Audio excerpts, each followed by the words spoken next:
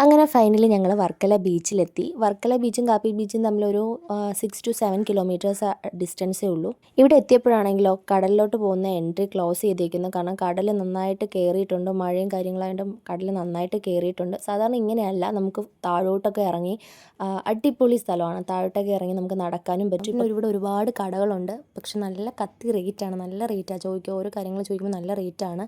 പിന്നെ ഇവിടെ അടുത്തൊക്കെ സൈഡിൽ ചെടികളൊക്കെ നട്ട് നല്ല ഫോട്ടോ ഒക്കെ എടുക്കാൻ പറ്റിയ അടിപൊളി സ്പോട്ടുകളുണ്ട്. നമ്മൾ നേരെ പോയത് ഒരു സൺറൈസ് എന്ന് പറഞ്ഞിട്ട് ഫുഡ് സ്പോട്ടിലോട്ടാണ്.